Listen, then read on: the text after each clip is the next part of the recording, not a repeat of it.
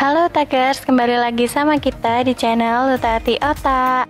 Dalam pembahasan ilmu biologi kali ini, kalian akan kita ajak untuk memahami mekanisme transport pada membran. Di mana dalam mekanisme transport pada membran ini terbagi menjadi dua, yaitu transport pasif dan juga transport aktif. Lalu, apa sih yang dimaksud dengan mekanisme transport pada membran itu? Mari kita simak video ini sampai selesai.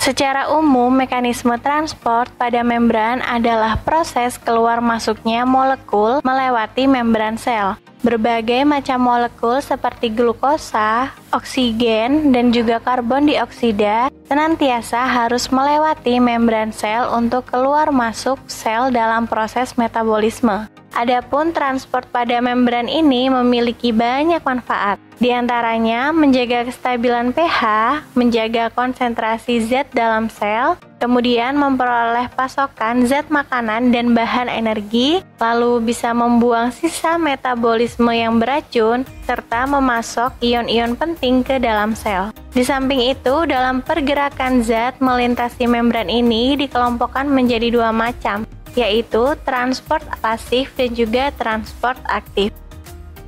Yang pertama, kita akan membahas tentang transport pasif.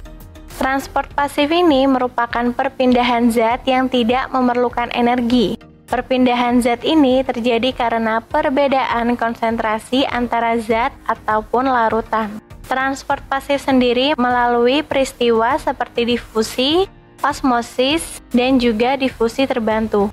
Mari kita bahas satu-satu. Yang pertama adalah difusi. Difusi ini adalah proses perpindahan molekul larutan berkonsentrasi tinggi menuju larutan berkonsentrasi rendah tanpa melalui selaput membran. Di mana teman-teman bisa melihat gambar berikut ini.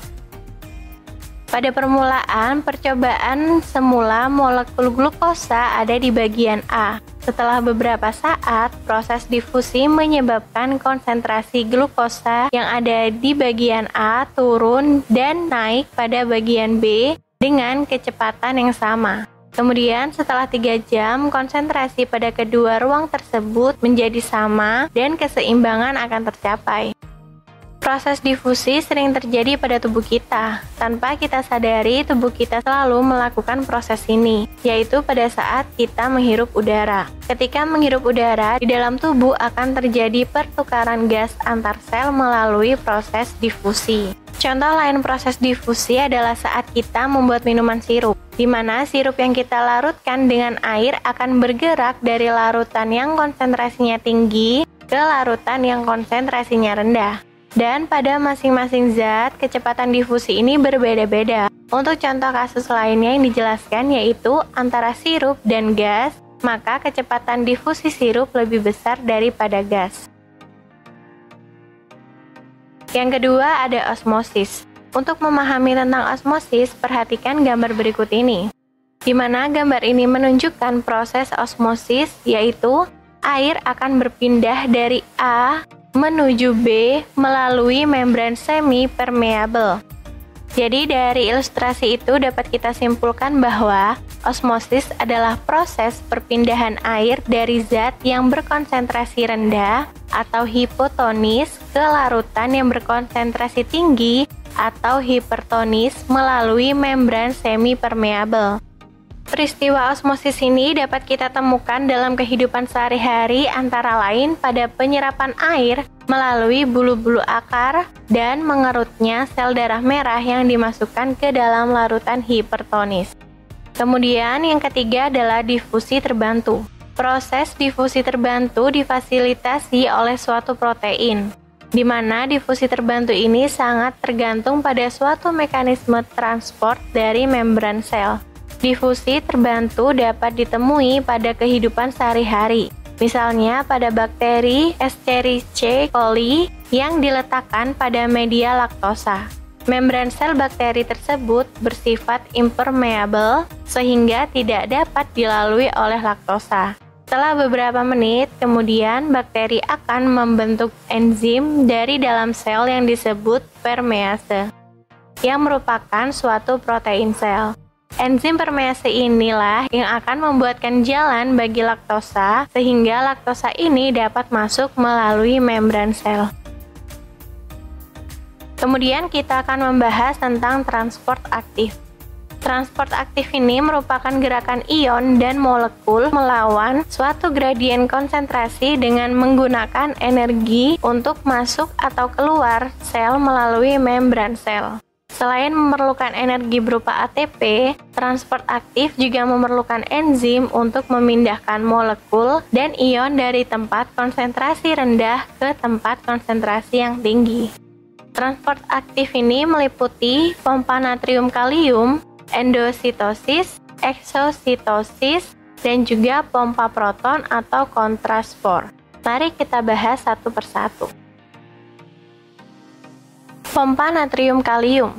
Pompa natrium kalium merupakan pompa yang memompa kalium ke dalam sel dan membuang natrium keluar sel dengan konfigurasi 2 ion kalium masuk ke sel ditukar dengan 3 ion natrium keluar ke lingkungan. Hal tersebut terjadi karena ion kalium lebih dibutuhkan dibandingkan Na.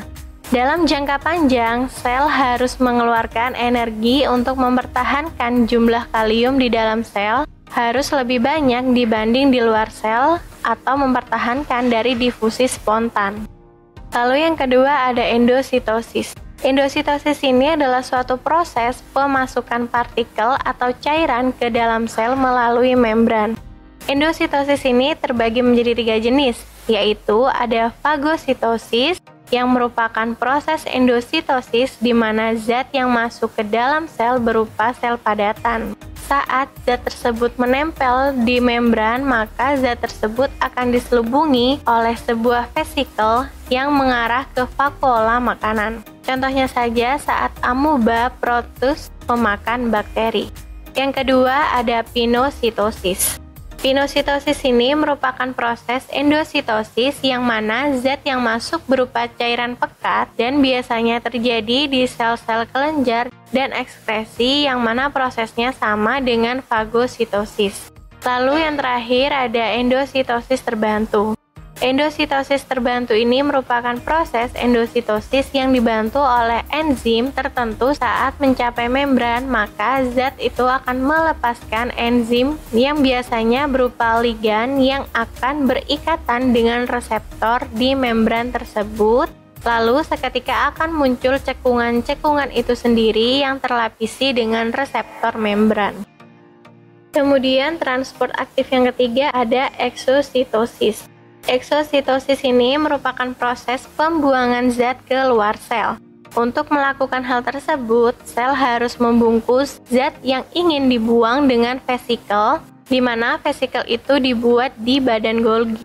Setelah dibungkus, maka zat itu akan dibuang keluar, dan saat vesikel itu menempel dengan membran bagian terluar, maka vesikel yang mengenai membran akan melisiskan membran yang tersentuh sehingga muncul sebuah celah antara isi vesikel dengan lingkungannya. Lalu vesikel akan terus maju. Bagian yang terlisis saat vesikel menabrak membran digantikan oleh vesikel tersebut. Lalu isi vesikel akan keluar. Dan yang terakhir ada pompa proton. Pompa proton ini merupakan pompa transport aktif selektif yang berkontribusi secara tidak langsung dalam transport aktif senyawa lain.